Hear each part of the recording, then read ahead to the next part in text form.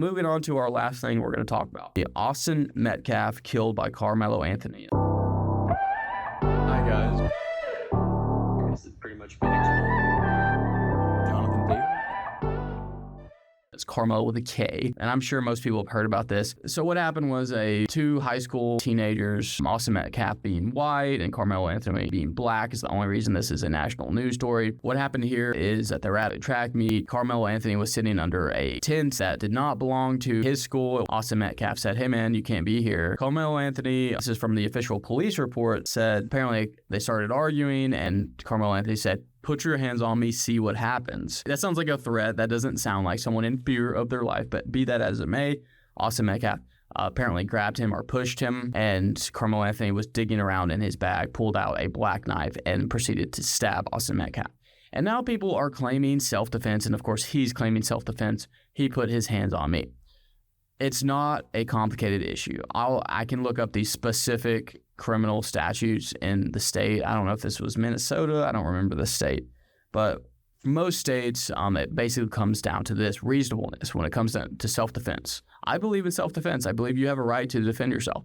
However, if someone pushes you, especially someone in this situation that's similar size, shape, build, pushes you, you do not have the right to pull out a deadly weapon and stab them. That's insane. I've been in the same situation as a person multiple times, and not once did I ever think when I was in high school to pull out a freaking knife and stab someone. To say that is self-defense would lead to absolute chaos and anarchy. Can you imagine every time if someone pushed you, you had the right to pull out a gun and shoot them? You had the right to pull out a knife, use deadly force on them?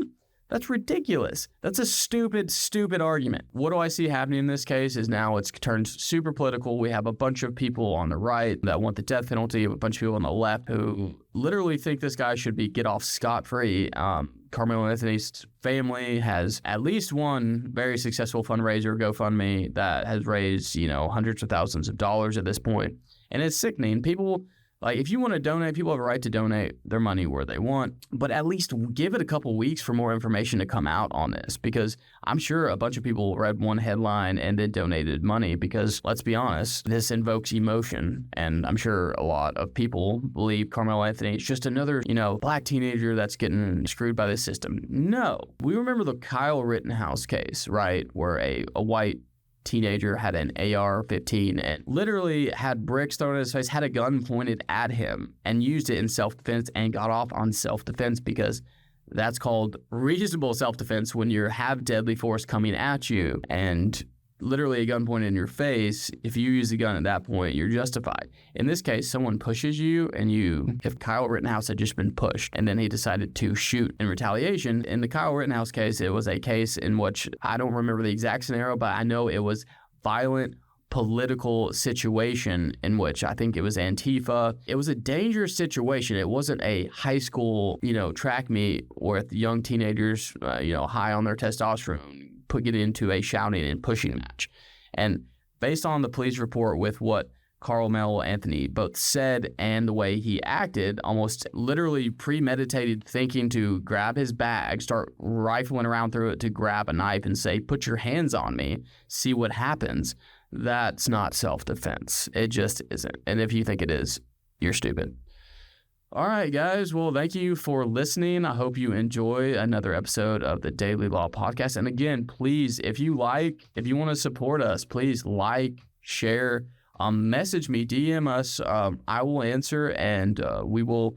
If you just want to help, you want to be a part of this, please let me know, because I would love to have people be a part of this. We're looking for help. It takes time and effort to put this together. So yeah, we don't want to stop here. We want to grow. We want to expand our reach, and we want to make a difference out there. So yeah, thank you for listening. And as always, let's be excellent on a daily basis. Thanks, guys. Stay informed and get the latest legal tips, news, and insights. Don't forget to follow, and subscribe to all our pages. Make sure you hit that notification bell so you get updated anytime we upload a new podcast. Come get your dose of excellence on a daily basis.